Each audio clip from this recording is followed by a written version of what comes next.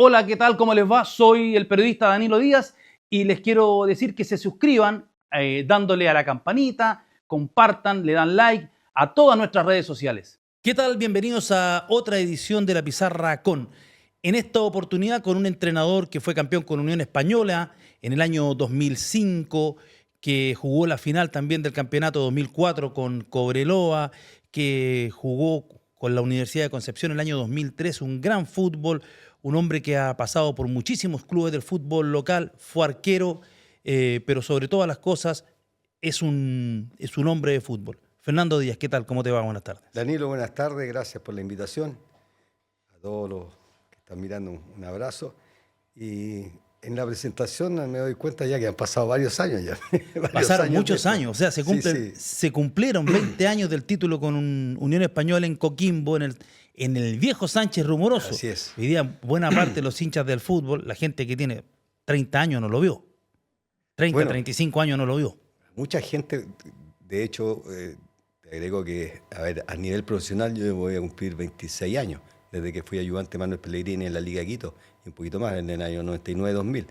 Y han pasado muchas cosas, muchas buenas, algunas malas, pero estar tanto tiempo ligado al fútbol y sobre todo a la profesión que me apasiona, significa que también cada cierto tiempo uno gana algo, aparece una buena campaña, una clasificación, porque si no, también es un trabajo que si tú no ganas, desapareces, como muchos grandes entrenadores. ¿Qué te lleva a ser entrenador? ¿Por qué te gustó ser entrenador y por qué, a pesar del tiempo, porque esta es una actividad donde uno ve a los entrenadores muy jóvenes, cuarentones casi todos, es difícil ya encontrar entrenadores más de 50 y sobre 60 ya es casi una excepción?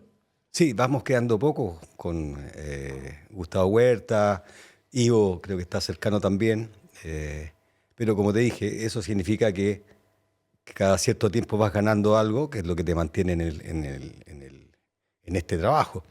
Ahora,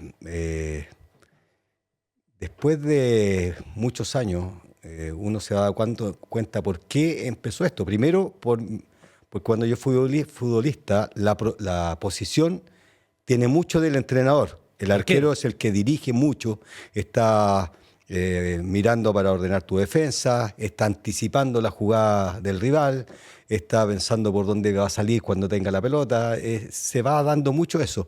Luego tuve entrenadores que me marcaron, tanto en la parte juvenil como por ejemplo Alberto Fuyú, después a nivel profesional Ignacio Prieto, Isela, está Cantatore, Fernando Carballo, por nombrar algunos.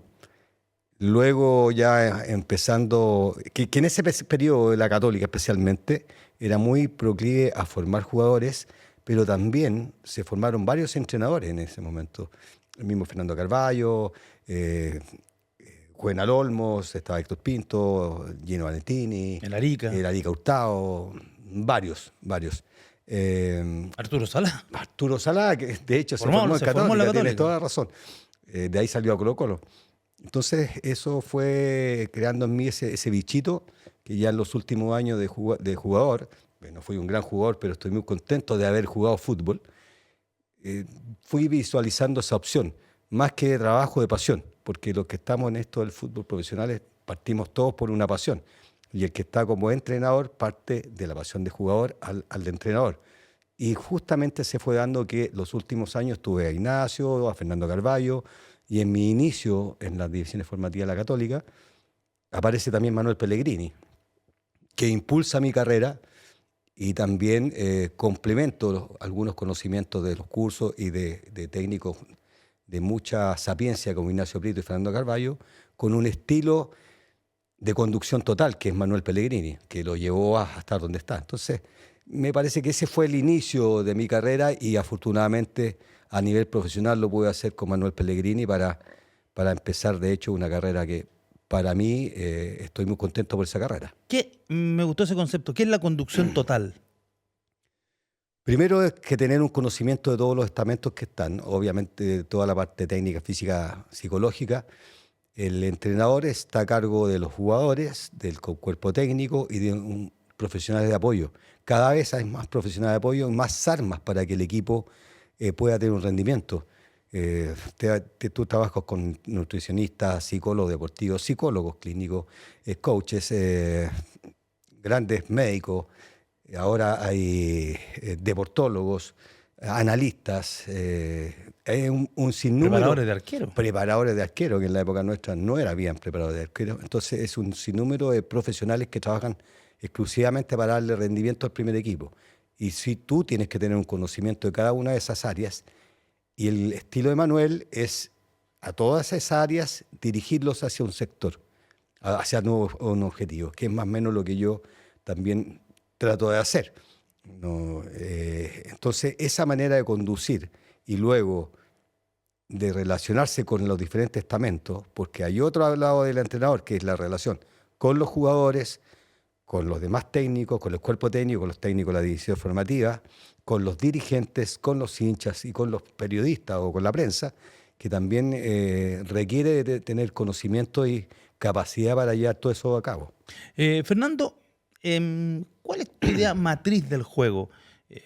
Casi siempre 4 defensores, o le rehuyes de pronto, o no le rehuyes a utilizar 3 defensores y 2 laterales volantes, que pueden ser más adelantados, más retrasados. ¿Cómo, a partir de tener los jugadores que a ti te gustaría tener? Porque claro, muchas veces el entrenador, hay una vieja frase que dice que se juega como se puede y no como se quiere. Absolutamente. De hecho, en algún momento he dado algunas charlas a técnicos jóvenes, en diferentes cursos en INAF, y cuando uno empieza siempre visualiza al equipo cuando uno tiene todos los jugadores que quiere, a inicio de año, hace el plantel, gana. Con el tiempo te va pasando diferentes cosas. No siempre ganas, pierdes muchas veces. No tienes todo el plantel que tú quieres. A veces, como con la carrera de un técnico, ya no siempre llegas al principio. A veces llegas en la mitad o al final a arreglar situaciones. Y en todas es donde tiene que demostrar la capacidad, la flexibilidad, que para mí es muy importante en un técnico. No creo mucho en la frase prefiero perder antes que jugar de otra manera que yo quiero. No creo, porque a ti te contratan para sacar rendimiento, ojalá jugar lo mejor posible, pero hay veces que tienes que adaptar tu estilo ideal para sacar rendimiento, por ejemplo, para salvar a un equipo del descenso. Yo tengo algunos conceptos que trato de mantener, después voy saliendo en esos conceptos con los principios y subprincipios de juego. Por ejemplo, los conceptos son, para mí, orden. Cuando tú ves un equipo que está atacando y ves que cubre todo el campo, ese equipo está bien. A veces tú de arriba, como hinchas, ves que no hay nadie por la izquierda, que si viene un centro no hay nadie por el medio, por ejemplo. Eso es un ordenamiento y eso es responsabilidad del técnico. Obviamente en la parte de defensiva es exactamente lo mismo. Cuando tú estás mirando un partido de arriba y dices, si cambian de lado el rival, va a entrar solo, ese es un error del técnico para mí. Es una responsabilidad del técnico. Orden, siempre tiene para atacar y defenderse con ordenado. Circuito colectivo, que lo separo de lo que es la posesión. ¿Ya? No soy el amigo de la posesión por la posesión. Creo que la elaboración se acerca más a lo que yo creo, que es hacer circuito colectivo entre el equipo para que lo más rápido posible puedas tú hacer daño al rival. Más o menos es mi concepto. Cuarto concepto que uso son en tiempo anterior se hacía el ida y vuelta. Ahora son las transiciones. Fueron las reconversiones, ahora son las transiciones, que pasó a ser incluso un concepto de fútbol, de ataque, defensa, transición, defensa-ataque, y al revés. Entonces, porque si tú haces las transiciones rápidas, sorprendes al rival cuando lo atacas y ya te cubres bien cuando estás bien parado. Y cuarto, el volumen ofensivo y defensivo, que es lo que tienen que buscar, que es un poco lo que se hace mucho en Europa, digamos. Los grandes equipos han tenido mucha gente atacando y mucha gente defendiendo. Cuando también me ha pasado que a veces no se logran las dos cosas y tú tienes mucha gente atacando y poca gente atrás, pierdes. Claro. Y cuando tienes mucha gente atrás y poca adelante, eres un técnico defensivo. O el arco te queda muy lejos. Te queda muy lejos. Entonces, son conceptos que después se tienen que moldear en la cancha. Generalmente he ocupado una línea de 4, ocupa bien los espacios del ancho de la cancha. generalmente uno espera tener laterales que en el momento defensivo se puedan transformar primero en la elaboración de juego y después atacar cuando la pelota va por su sector. Sector medio ahí he variado bastante. Pero para ti siempre todos tus equipos, Nano, son ordenados. Pero un mediocampista central. Para ti es como el arquero y un volante central. Sí, eso para mí es clave, tener ese volante central que lo tenían todos los equipos. En algún momento, no sé, Joel Reyes, Juan Luis González, en Cobreloa, Joel Reyes en la Universidad de Concepción y en Ñublense, el mismo Abdala en algún momento dado. Son jugadores que te equilibran. Pablo Abdala y también Edgardo Abdala, los dos. Medio disímiles en el juego, pero eran los dos en la misma posición. Freddy Segura en algún momento dado. El lado de Conce. El lado de Conce. En algún momento Roberto Órdenes. Y otros más, digamos. Ese jugador, cuando el rival te ataca, es el que equilibra para que no te enfrenten mano a mano a los centrales, por ejemplo. Y al atacar, es el que siempre está un poco más atrás del ataque, porque si no podemos atacar por un lado, llega él y vamos al otro lado, más o menos. Es el que también, en un momento dado, cuando tienes que ser agresivo para ir a recuperar la pelota, es el que inicia o te manda al equipo. Eso yo lo he variado a veces con 4-3-3, con 2 volantes de mucha ida y vuelta y 3 atacantes, o en un momento con otro volante mixto. Bueno, era cercano un poco, a ver, Coquimbo, que ahora está a punto de ser campeón, jugaba Glavi, volante central de los clásico. Que le tenían miedo. Y tenía al lado a Galani, que es un jugador que lleva bien la pelota. En el inicio mío fue con la Universidad de Concepción, que jugaba Pablo Abdala o Freddy Segura contención, y algo que repetí mucho en los equipos, poner un volante lanzador más cerca, para que de ahí... El Coto Rivera, me acuerdo. El Coto Rivera. Entonces, que lo ocupé en Cobreloa con Dinamarca, lo ocupé en la Unión, a veces Coto Sierra se tira un pelito más atrás, y ese jugador te da mucha sorpresa en el ataque. Para mí, los de los costados siempre tienen que tener ciertas condiciones de cumplir lo que hablábamos de las transiciones. Llegar arriba y llegar en posición de volante. Llegar arriba, posición de volante. También algunas variaciones cuando juegas con 2-4-4-2 o 4-3-3 con extremos, cuando muchas veces yo digo, no, yo he jugado con 3 atacantes, un 9, 2 punteros, Farfán, el chico Figueroa cuando estábamos Luis Pedro Figueroa en la Universidad de Concepción. Por el otro lado, Bocellur en un momento dado, José Luis Jerez en la Unión Española, Chandía en Coquimbo. Pero a esos jugadores que en el momento del ataque les doy libertad para encarar, me gusta que encaren los jugadores, pero después tienen que tener una responsabilidad defensiva. No que vengan a ponerse de lateral, pero que con sus movimientos y su posición ayuden al resto a recuperar. ¿Por qué? Yo veo... los partidos de Europa, grandes jugadores, Real Madrid, por ejemplo, que todos pueden decir lo que decían los jugadores antiguos, decían, no, yo estoy para meterla dentro, para hacer la jugada. No, todos colaboran, de una u otra manera colaboran en la recuperación. Sí, a mí creo que siempre se ha caracterizado por buscar tener un 10, un enganche.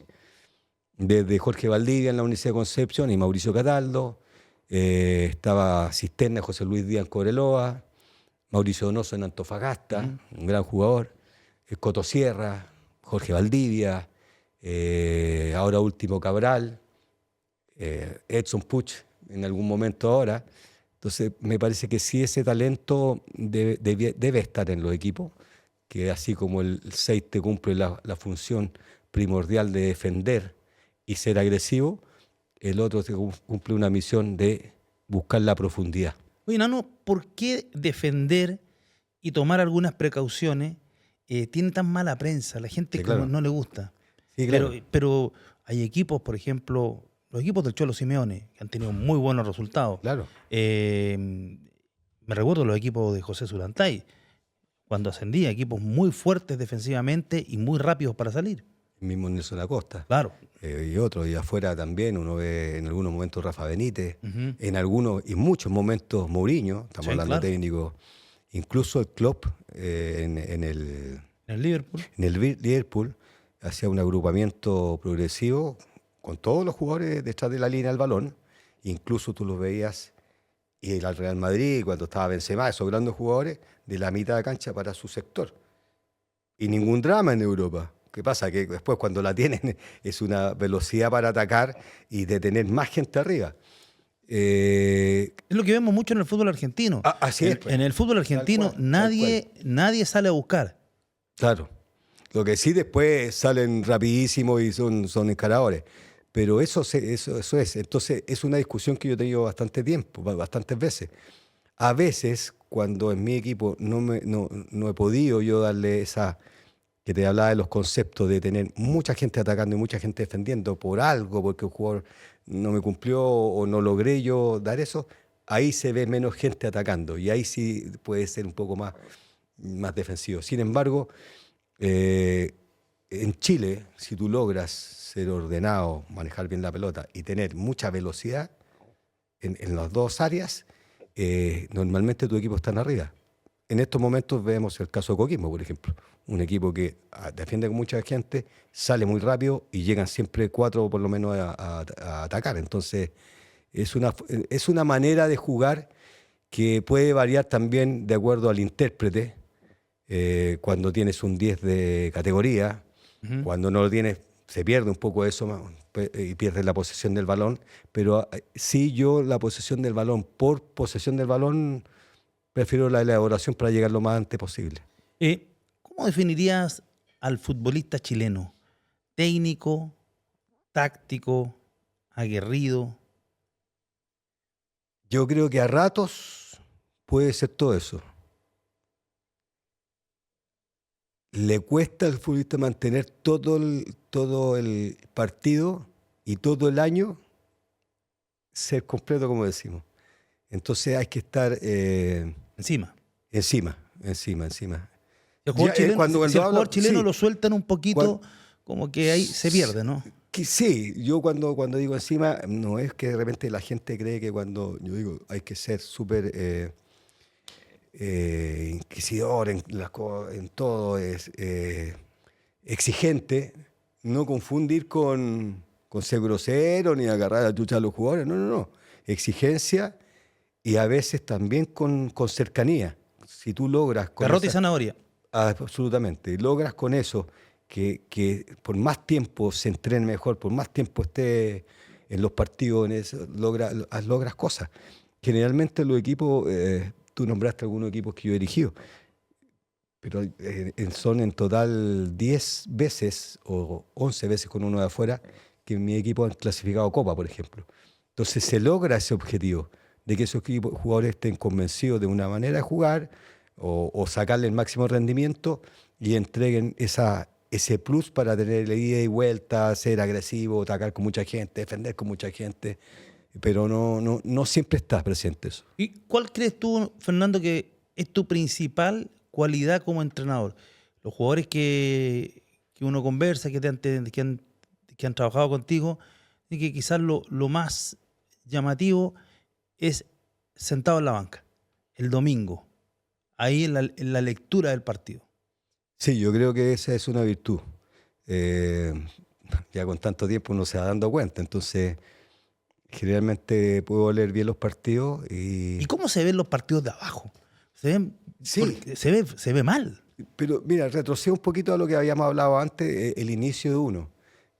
Cuando estuve en la formativa, habían 2 o 3 entrenadores que te leían antes los partidos. Tú ves, te sentabas con Ignacio Prieto, con Fernando Carballo, decías, por este sector, ahí está la entrada, mira, el lateral está, ya, pum. Te vas anticipando la jugada. El hecho de haber sido arquero también. Uno, cuando está en el arco mirando, va anticipándose que ese de allá, si le cambian la pelota va a quedar peligro, entonces le avisas al lateral, te vas anticipando un poco y eso se ha ido acrecentando con los años. Yo creo que eso es algo que tienen que tener los entrenadores. Hay varios temas de los entrenadores, la conducción de grupo, el llegar a los jugadores, tener ejercicios para realizar lo que tú quieres, la relación con la hinchada, con el medio, es la relación con los jugadores y es el día del partido. Hay algunos casos en Chile que también, Nelson Acosta también le veía muy bien, por ejemplo, los partidos. Creo que es una virtud que tengo. Yo te agregaría otra, que ha sido un poco, quizás por algunas situaciones que me he tenido en mi vida, que son anexas al fútbol, algún accidente, un par de veces he estado a punto de morir, literalmente, que me hacen sobrellevar bien los malos momentos. Tuve también y conozco entrenadores que son muy buenos, pero cuando viene la mala, que viene la mala en algún momento. En el fútbol siempre hay más mala que buena. En el campeonato de repente te viene la mala y algunos se vuelven locos o se empiezan a relacionar más con el jugador o mal con la dirigencia o mal con la hinchada. Ahí hay problemas. Yo en eso creo que soy equilibrado para soportar el mal momento. Oye, Nano, y de los equipos que dirigiste, ¿la U de Conce fue el mejor quizás por la de 2003, por la manera que jugaba, porque era un equipo vistoso? Bueno, jugaba muy bien ese equipo, que era uno... Bueno, tenía dos dorados, Valdivia, Bocellur. Claro, tenía después... Estaba Freddy Segura en la mitad. Está Luis Pedro Figueroa por la derecha. Que también fue seleccionado nacional. Fue seleccionado, jugó en todos lados. Habíamos recuperado un arquero que fue su mejor temporada, Carlito Ortega. Fernando Solís, que había estado en Católica, había vuelto a Melipilla, no le ha ido muy bien.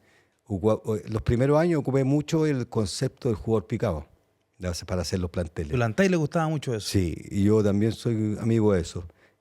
También te lo voy a decir, quizás como fortaleza. Las veces que yo he hecho los planteles hemos logrado cosas. No siempre se puede llegar al principio. Teníamos Rodrigo Raín, que era un jugador parejito. André Oro, uno de los mejores laterales que he tenido. Coto Rivera, que lo había conocido en las cadetes. Estaba Jorge Valdivia, que estaba apuntando, que estaba recién empezando. Jan Boisoviur, trajimos en el segundo campeonato se me fue Eduardo Hurtado, el Tanque Hurtado. Sí, claro. Tenía Olea, Viveros, por nombrar algunos. Entonces, se hizo un juego muy... Como anécdota te cuento, yo venía llegando, venía de haber sido ayudante de Manuel Pellegrini, todavía Manuel no era el Manuel Pellegrini de ahora. Claro. Entonces, cuando uno empieza a moldarse en el trabajo, había estado en Estados Unidos, pensando que me iba a quedar allá a dirigir, vuelvo y me llaman de lo de Conce. Y los primeros partidos no la agarramos. Era un partido aquí en Santa Laura, ¿no? Claro, empatamos acá. Pero ese fue como el partido que ¡pum! Pero fue otro porque, bueno, lo que te voy a contar después sigo con eso, que el primer partido, yo estaba negociando los premios recién, y yo me tiré un salto por porcentaje, porque el primer partido tuvimos 312 personas en el Estadio Collado. Lo tengo guardado, 312 personas. Y perdimos 3-1 con Cobresal. Perdón, Puerto Montt. 3-1. Ya habíamos perdido el primero de visita con Audax, con Wanderers. Tercero empatamos con Temuco. Cuarto perdimos con Cobresal de local. O sea, imagínate un técnico que está empezando y no se resultado. Estaba medio listo. Estaba listo. Empatamos, vinimos al Monumental a 0. Siempre me ha tocado sacar buenos resultados ahí. 0-0. Y llegamos a perder un partido con el Audax del Vichy, los Vichy Boys. Pero perdimos con 3 jugadores menos. 7 partidos. Está listo. Viene Unión Española. Yo estaba entrando y saliendo de Valdivia. Listo, Valdivia, o cierto, 4-0, 4-1 y no paramos más de ganar. No paramos de ganar ese partido. Y jugaba bien el equipo. Y un equipo que fue muy bonito verlo jugar. Se logró la primera también, hay que acompañarlo con logros. Porque clasificaron a la Copa. Claro, fuimos Chile 1 en el campeonato largo, que ahora seríamos los campeones, ganándole a Colo-Colo esa vez. Y fue la primera clasificación a la Libertadores de la U de Conce, que venía de la B. Entonces es un equipo muy bueno. Pero cada equipo ha tenido algo que a mí me llama la atención y que yo en Coquimbo había tenido una para, después de Unión Española, paré como 2 años, la para más larga de mi carrera. Porque dije, me creí técnico top one y dije voy a parar un poco, que no había parado en 20 años. Y cuando quiero volver, la pandemia. No había ni una opción porque no cambiaban acá. Quería irme al extranjero, no se podía porque tenías que estar 14 días en cuarentena. Después otro allá, ya 2 años, Coquimbo. Entonces, en ese momento traté de hacer una mezcla entre ratos de la de Conce, que además tenía mucha velocidad, Cobreloa, del 2004, que perdimos la final por penales, que era un equipo de mucho carácter los jugadores. Lucho Fuentes, Rodrigo Pérez, Dimache, Pato Galá, equipazo. Que merecimos ser campeones, se nos fue la final, increíble. Pero era un equipo de mucho carácter, tenía que jugar, qué sé yo. Unión Española, después del 2005 que fuimos campeones, que tuvimos un rush final espectacular, que justamente también era algo que ese equipo cuando tuvo que ganar, ganó todos los partidos, y jugó bien. El partido con la U en el Nacional como que dan el salto. Claro, ¿no? Exactamente. La U era el puntero, vamos allá y ganamos. Y ahí nos fuimos para arriba para ser campeón. Y también agregué a Ñublense el 2008, sí. Que tenía una cualidad entre mental y física, que era todo el partido, y los delanteros hacían diagonales, todos mordían. Y ganamos todos los partidos locales, ¿sabes? Recuerdo. Entonces, esa mezcla... Clasifican en Linares, me acuerdo. En Linares, contra el Audax, sí. Claro. Partido mitad de semana. Clasificamos un carnaval en Chillán maravilloso. Fueron a la Copa Sudamericana ahí. Claro, y el último partido definía quién era Chile 1 en Copa Sudamericana. Y se dio coincidencia que jugaba Ñublense contra Católica en San Carlos, y el primero de Ñublense con 42 puntos y la Católica venía con 40. Que ganaba, así que ganamos nosotros. Bueno, pero quise hacer esa mezcla para Coquimbo cuando llegué a Coquimbo. No cuando llegué, cuando salvamos el descenso, porque primero va a llegar uno para salvar el descenso, no dice voy a jugar de esta manera y ganar puntos. Ahí se portó bien el alcalde de Antofagasta que cerró el estadio. Para terminar la idea, entonces en Coquimbo traté de implementar eso y estuvimos 3 años muy bonitos. Exactamente, cuando te va bien, siempre tiene que haber una ayuda divina. Si esto es así. Nosotros casi no teníamos opción. Claro. Teníamos que ganar de los últimos 5, 4, los ganamos y llegamos a ese último partido en nosotros local, que siempre yo dije que si llegábamos a ese partido podía darse, porque Antofagasta jugaba con la Católica allá y La Serena con... el Audax. Para que veas cómo cambia. Cuando tú vas a ser campeón, uno dice, no, hay que hacer 3 hoy día, listo, esto tenemos que hacerle 4 para meternos ahí. Cuando llegó Coquimbo, el discurso fue, si ganamos, perfecto. Si no, empatamos. Y si no, perdemos por 1. Y descontamos 14 goles que teníamos con Serena y Antofagasta. Y zafamos por 1 gol. Bueno, por 1 gol, claro, con La Serena, claro. Claro, exactamente. Entonces... y por supuesto con la ayuda divina de ahí del alcalde. Del alcalde de Antofagasta. que cerró el estadio. Sí, claro. Tú como entrenador, como futbolero, uno dice en cualquier otro país o en cualquier otra ciudad, el alcalde te cierra el estadio, tú no puedes jugar un partido decisivo para salvarte del descenso. Ese alcalde no se tiene que ir a Marte, pero aquí no pasó nada. Claro, ahora yo no sé bien lo pero que se paga o no. Es raro, es raro. Claro, o que un club, ya sea por el alcalde, cometa ese error. Claro. Digamos, porque por supuesto. Porque ahí la opción era haber sido jugar Iquique y da lo mismo. Sin público, claro. Pero tenía que jugar. Claro.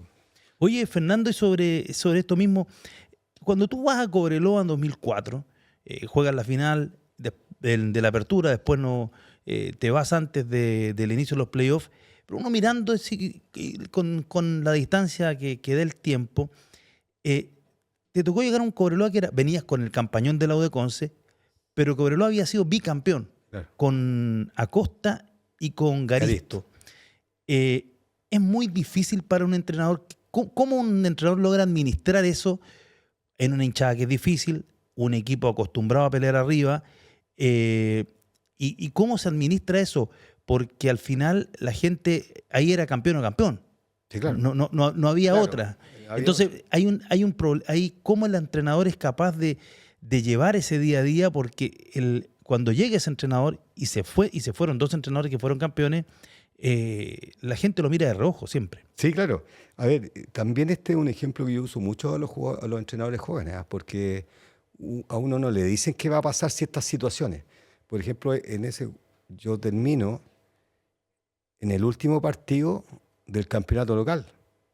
O sea, nosotros estábamos clasificados 4 fechas antes para los playoffs, éramos los primeros candidatos y yo no tuve una buena relación en ese momento. Después terminé siendo amigo incluso de Gerardo Mella y me recomendó él para un equipo de extranjero, por ejemplo. Pero en ese momento no había una buena relación. Entonces, ese último partido, que fue el único que perdimos nosotros de local en el año con la Universidad de Concepción, gatilló mi salida.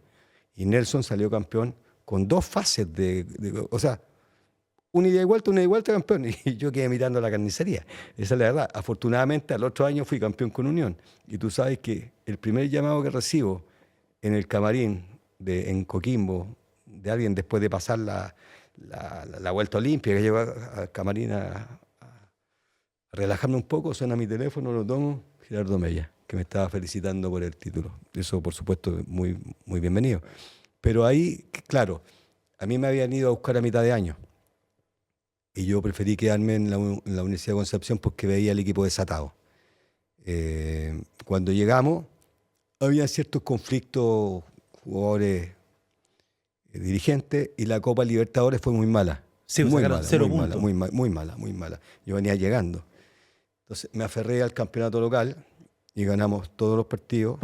En el momento se hablaba que algo que muchas veces ocurrió en Cobreloa, que había jugadores que venían de antes que tenían una remuneración y que llegaron nuevos quizás con mejor remuneración y que eso adentro provocó cierta fricción.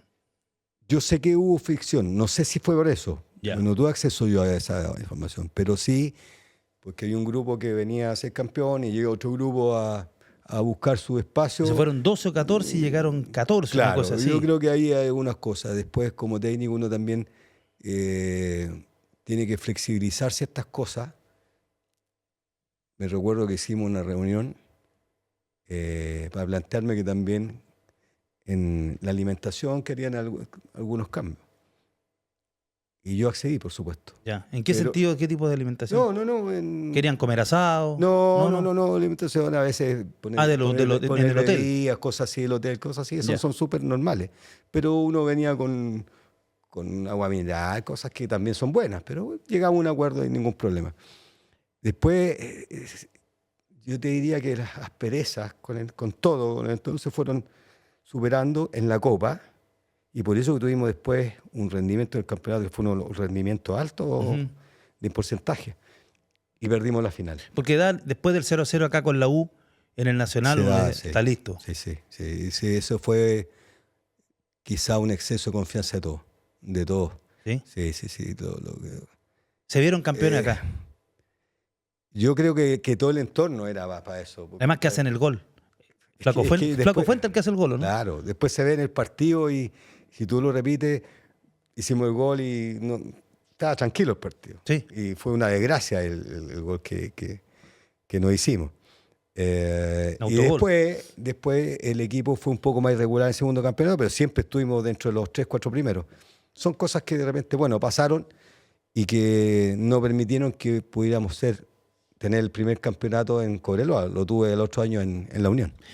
Fernando, recién hablaste de Unión Española, de cómo se terminó acomodando ese equipo, porque además Unión venía con problemas económicos, no menores, pero había un liderazgo, que era el liderazgo de Sierra, sí, claro. Y un delantero como Manolo Neira que fue fundamental.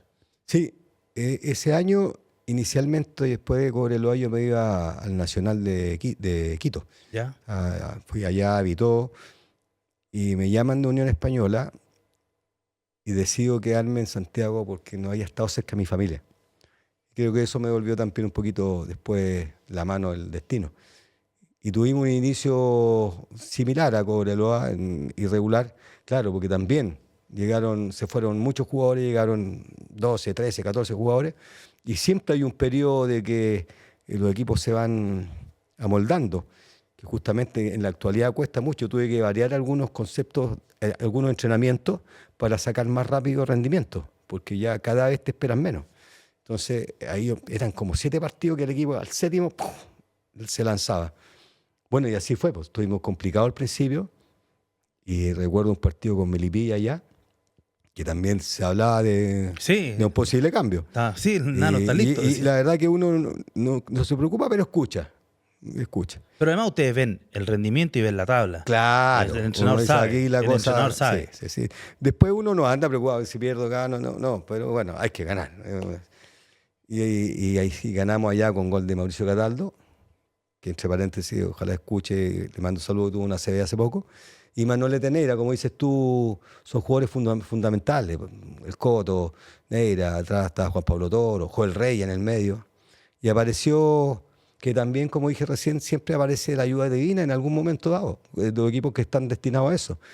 Faltando 4 o 5 fechas, que teníamos que ganarlas para clasificar como primero del grupo, el arquero nuestro se volvió loco y tomó el cuello a Enrique Oces, que era el Nacho González. El Nacho González, arquerazo. Sí. Y en San Felipe fue. En San Felipe, en entretiempo. Y se lo hallaron detenido. Y en ese momento dije, todos sonamos, el arquero titular. Y no cualquier arquero. Y de la manera, y aparece el Sam, Jaime Bravo, que venía de haber sido campeón de 3ª división. Terminó siendo el mejor arquero del campeonato. La rompió. Y la rompió.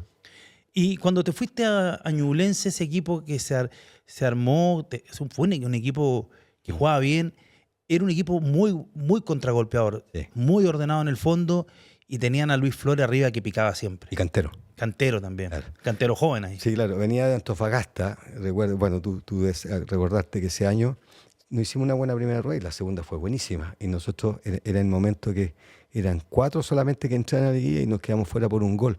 Que nos hacen que jugamos con Cobresal allá. Con el empate nos metíamos a la liguilla. Y Oyarzún nos hizo el gol.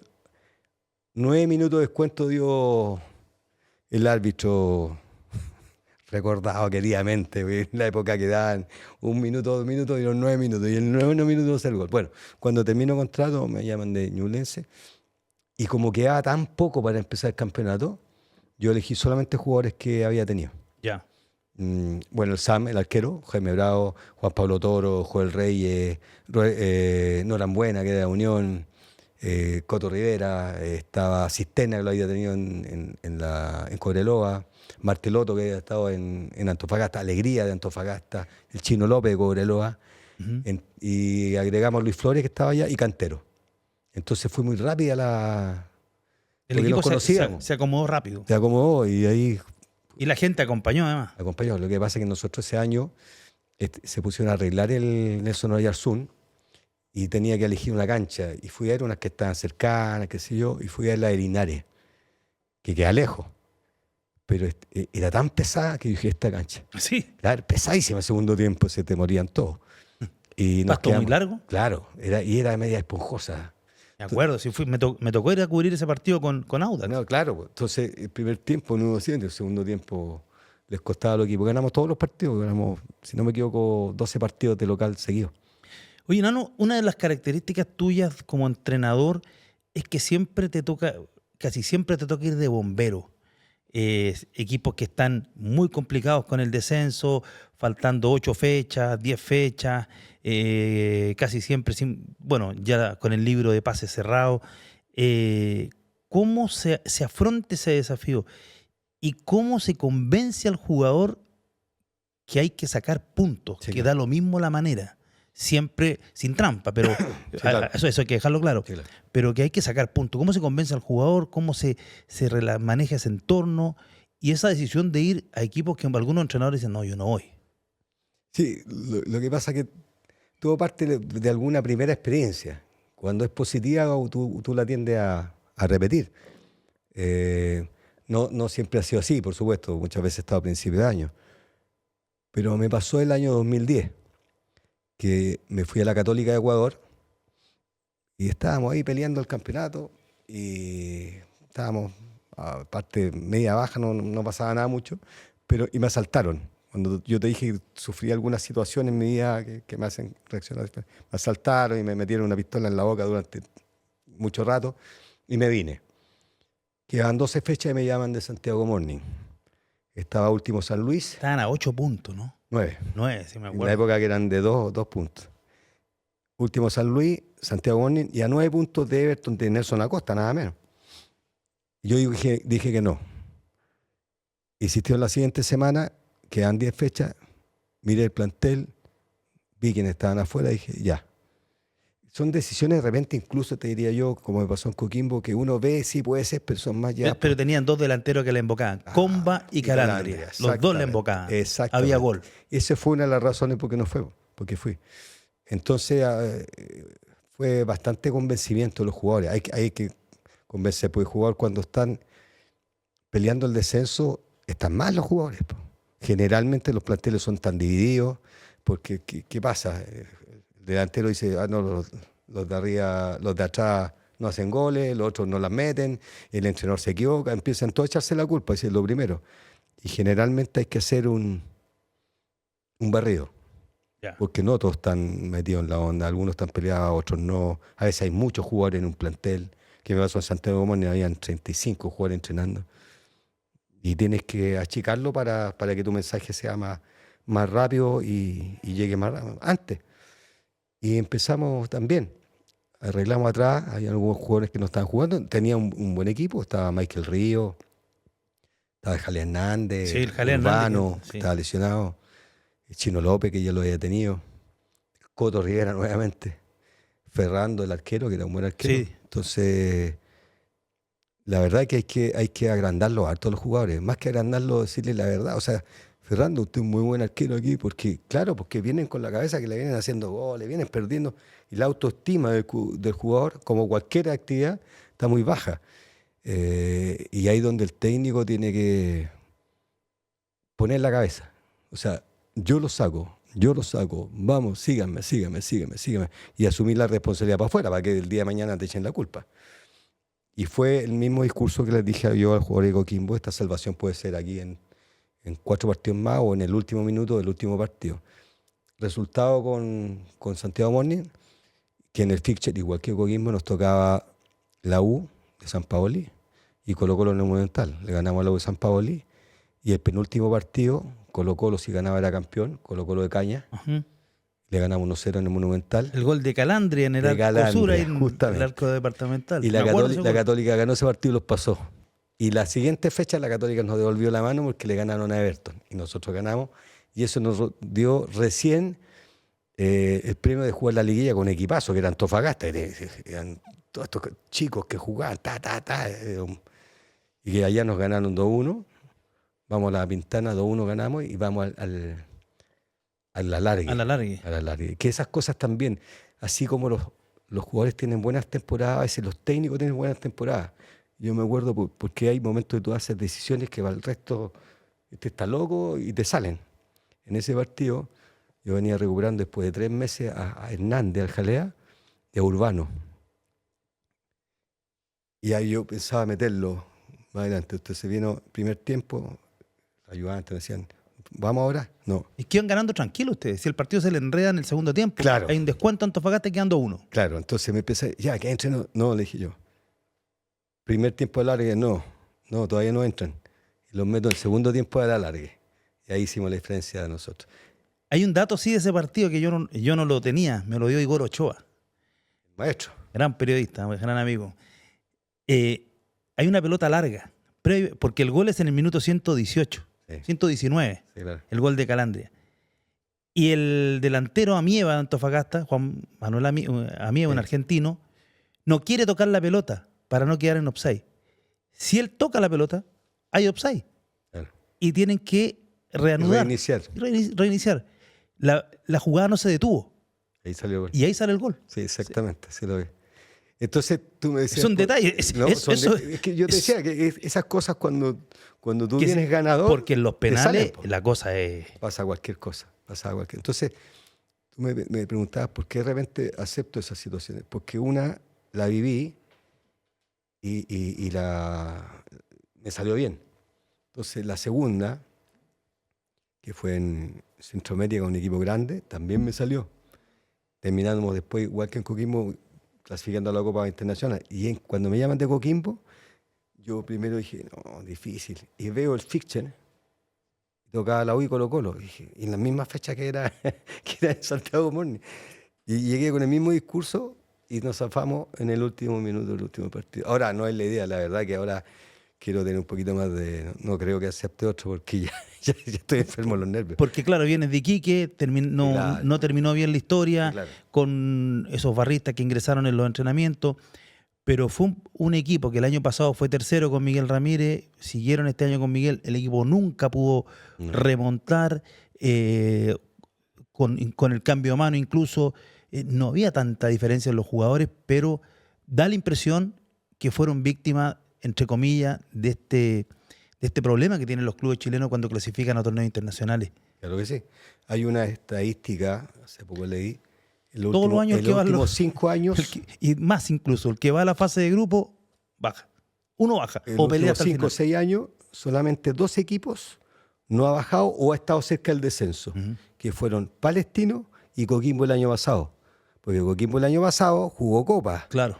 y ahora va a ser campeón. No jugó Copa. Por ejemplo, son datos a seguir, que sí te afecta, sí te afecta. Ahora, yo considerando eso, siempre dije, nosotros nos zafamos en la última parte, que es la que venía ahora, ¿estamos? Pero para zafar se tienen que cumplir las condiciones mínimas de que yo considero que el jugador tiene que estar, o yo tener cierta cercanía o cierto control del aspecto emocional.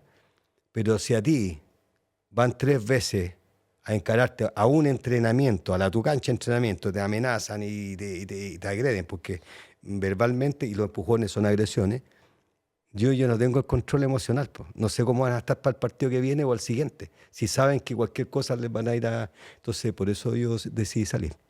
Es una situación que se ha ido acrecentando en nuestro fútbol. Pasó en algún momento en Coquimbo, le ha pasado a los equipos grandes, pasó con Curicó, me recuerdo en un partido de ascenso esta temporada, que fueron, bueno, al otro, no me acuerdo si fue con problema con ellos o con el otro equipo, pero no es normal eso que está pasando en nuestro fútbol. No es normal. Y habría que decirle a toda esta gente que el jugador siente cuando te apoyan. Que entre paréntesis, en Iquique la gente en general de la ciudad te apoya. Es un equipo que siempre se nota la localidad. Se nota. En Iquique y en Coquimbo se nota. Sí, en Coquimbo nos levantaron cuántas veces de repente al equipo, en Iquique lo mismo. Pero siempre hay un grupito que no se da cuenta. Entonces ese grupo hace daño porque al jugador le hace daño, al jugador no le gusta eso, al jugador no va a jugar mejor porque lo amedrenten. Entonces, eso de alguna manera hay que hacerlo entender y que esta violencia que hay de repente excesiva, de una u otra manera tiene que acabarse. Fernando, ya entrando en la última etapa de esta entrevista, en la pizarra el fútbol chileno, cuando uno lo observa hoy, revisa los planteles de primera división, revisa los planteles del ascenso e incluso los planteles de la segunda división, de la 2D, y hay demasiado jugador veterano. Demasiado. Mucho. ¿Qué pasó? ¿Por qué los entrenadores siguen recurriendo a estos jugadores? Los jugadores que vienen de abajo no están capacitados para quitarles el puesto. Hay muchos clubes que siempre fueron muy pocos los que producían jugadores. De los 32 yo te diría que eran 10, 12 con suerte que producían jugadores que abastecían a todo el fútbol profesional. Pero hoy día uno ve, o sea, en el caso de los delanteros, no hay delanteros chilenos, y los delanteros chilenos son delanteros de 34, 33. Es muy difícil encontrar un delantero joven chileno de nivel. Sí, yo hace rato vengo diciendo que ese es uno de los problemas del fútbol nacional. Demasiada edad en los planteles. Bueno, vengo saliendo de Coquimbo, de Iquique. Segundo en el mundo en cuanto a, salió una estadística hace poco, segundo en el mundo de edad, y eso sí te afecta, eso afecta para la dinámica, para el entrenamiento, para la cantidad de lesiones, para modificar comportamientos. Un jugador mayor cuesta más modificar ciertos comportamientos. Los viajes cuando fueron en la Copa Libertadores, 18 horas a Caracas, 18 horas y de vuelta y jugamos en El Salvador. Un lunes además. Imagínate. Yo vi el partido, el segundo tiempo sí, estaba muerto. Claro. Entonces, ese es un tema que hay que cambiarlo. Pero ¿por qué los entrenadores en general recurren tantos jugadores muy veteranos? 35, 36, 37. Claro, yo te decía un comentario que es sálvate solo, porque yo cuando hago los planteles, yo tengo una estructura, por decirte, necesito 3 zurdos, necesito un volante de contención, un lanzador, necesito 2 o 3 que sean buenos para los tiros libres, para que haya opciones, un delantero que se mueva por todos lados, y aunque no sea titular, un delantero que sea bueno por arriba para completar un plantel. A mí me gusta que los extranjeros sean surtiditos, sean de varios países, no de un solo país. Yo he tratado de que en mis planteles hayan máximo 3 sobre 30, no sobre 35. Así lo he tratado, no siempre se puede, pero eso lo he tratado de hacer. Entonces, sí, veo con preocupación que hay muchos. Hay algunas excepciones, que son tipos que pueden jugar. Arangui, por ejemplo, que es crack. O sea, pero no todo. Yo creo que hay que... En algún momento, cuando yo hablo de programas en el fútbol chileno, hay que tener llegar a ser un poco más drástico y cortar eso nomás. Empezar a jugar con más jóvenes. ¿Pero están preparados los jóvenes? Porque ese bueno, el otro problema tema que también el otro problema que te dicen los entrenadores, uno conversa con ustedes, te dicen, es que los cabros no están, los defensores no saben cruzar, no saben cerrar, juegan solamente con la pelota, no entienden el juego. Sí, pero yo creo que al final el jugador joven igual te cumple. A mí vengo saliendo de acá mismo, y que jugaron varios, en Coquimbo debutaron mucho y que con el tiempo se han ido afirmando. Creo que hay que darle, y por último, perder un poquito de tiempo en enseñarle algunas cosas más que no llegan de la mejor manera, pero sí hay que perder el tiempo, entre comillas, perder el tiempo, porque ganan más teniendo un plantel más joven. Quizá trataron de imitar, no sé, yo creo que también con la creación, a ver, todos estos beneficios que tienen para la segunda división profesional, es como todas las medidas están llevando a que el jugador alargue más la carrera. Porque el jugador sabe que ahora puede jugar hasta los 38 años y después va a la segunda profesional y puede seguir jugando ahí. Entonces, todo eso también amerita una reflexión de los reglamentos, asimismo, como amerita una reflexión de por qué no hay tanto jugador joven. Puede ser porque no hay programas definidos en los clubes, salvo algunos, que se enseña a los 14 esto, a los 15 esto, a los 16, y no como yo he visto, que se entrena igual en la 13, en la 14, en la 15, en la 17, igual que el primer equipo, todos entrenan igual y no corresponde. No están claros cuáles son los jugadores de proyección en varios equipos, varios clubes, entonces por eso que yo he hecho mucho de menos un plan integral del fútbol chileno para mejorar todo eso. ¿Qué te parece la norma del sub-21? Nico Córdoba, en su condición de entrenador, de seleccionador sub-20, fue a la reunión de los presidentes del club y le dijo, esto no sirve porque se hizo el registro, los jugadores cumplen la norma y después no lo ocupan más, a la mayoría. Y al final los que terminan jugando son los que juegan por bueno. El caso emblemático, el de Iván Román, lo pusieron a los 16 años y hoy día está en el fútbol brasileño y juega. A ver, yo creo que la obligación debiera haber en los clubes de tener ciertos parámetros de transformativa, es decir, X club, tú tienes, ¿cuál es tu grupo? ¿Cuáles son tus jugadores de proyección? No, tienes que tener cuáles son los jugadores de proyección de 13 años para arriba. ¿Sabes cuáles son los que van a jugar primera división? ¿Qué vas a hacer con ellos?